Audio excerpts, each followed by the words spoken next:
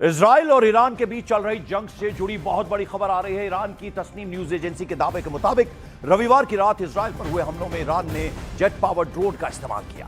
दावे के मुताबिक अभी तक की जंग में पहली बार ईरान ने जेट पावर ड्रोन का इस्तेमाल किया, जो पहले कभी नहीं देखा गया।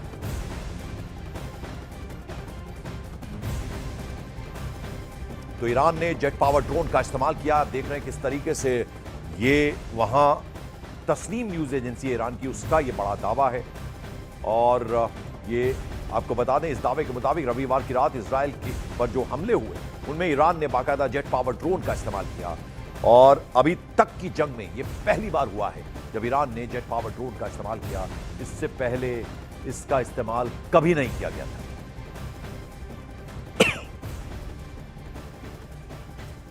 और इस बीच ईरान ने अपनी पेट्रोकेमिकल इंडस्ट्री पे हुए कथित अमेरिकी इजरायली हमले का जवाब देते हुए कहा है। अब ये बता दें आपको, ये जो ईरान की जेट पावर ड्रोन की जरा ताकत पहले आपको बता दें, तो इसकी रेंज 1000 से 2500 किलोमीटर है, यानी पेलोड क्षमता 150 किलोग्राम की, और रफ्तार इसकी जो स्पीड है वो है 600 किलोमीटर प्रति घंटा।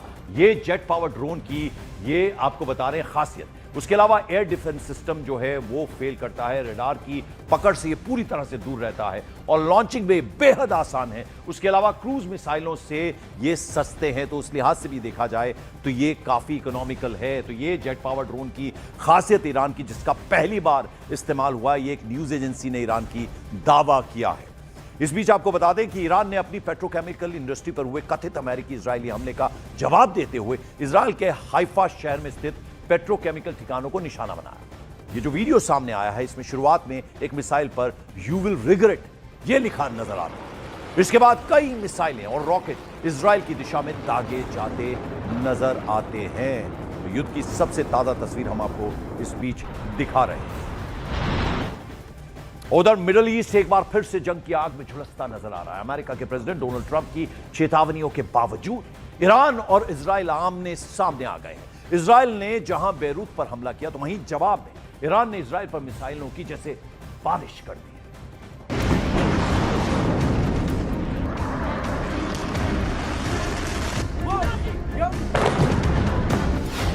मिसाइलों से फिर दहला पश्चिम एशिया।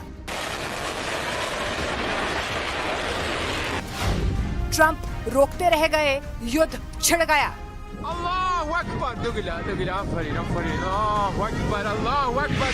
पश्चिम एशिया में एक बार फिर भयंकर युद्ध शुरू हो गया। ईरान और इजराइल में सीधी भिड़ंत हो गई।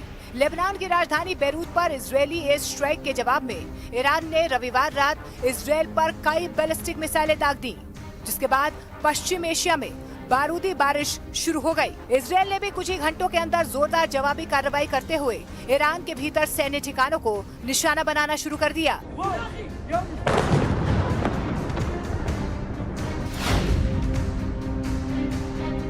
ईरान ने मिसाइलें दागकर इजराइल के सेंट्रल इलाकों को निशाना बनाया, जहां पेटाह टिकवा सहित कई इलाकों में सायरन गूंज उठे।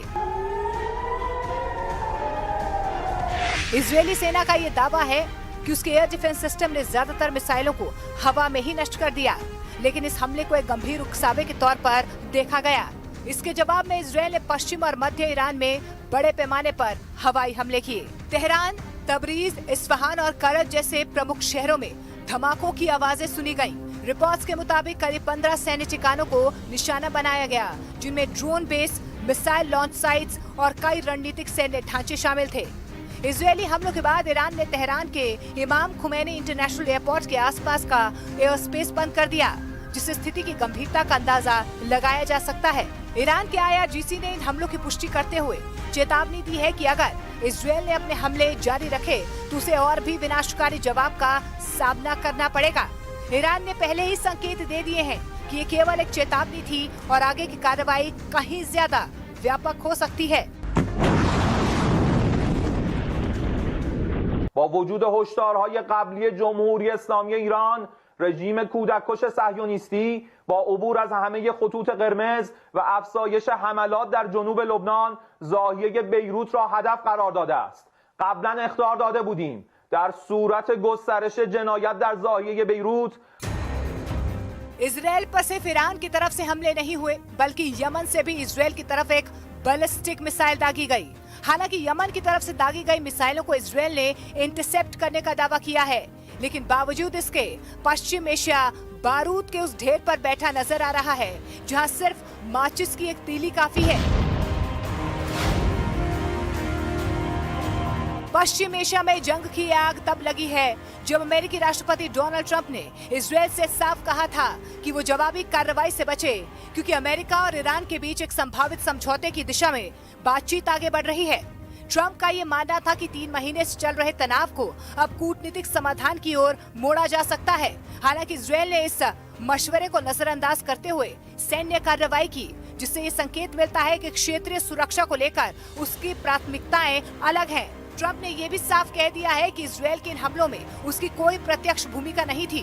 पिछले हफ्ते फोन पर हुई बातचीत में ट्रंप ने नेतन्याहू को कड़ी फटकार भी लगाई थी, लेकिन इसके बावजूद इजरायल ने बेरूत में हमला कर दिया।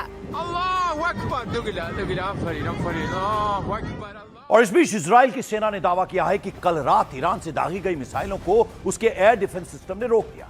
इस दौरान उत्तरी इजरायल के कई सारे इलाकों में एयर रेड सायरन बजते रहे। ईरान की तरफ से यह हमला उस दिन हुआ जब इजरायल ने लेबनान की राजधानी बेरूत में घातक एयर स्ट्राइक की थी।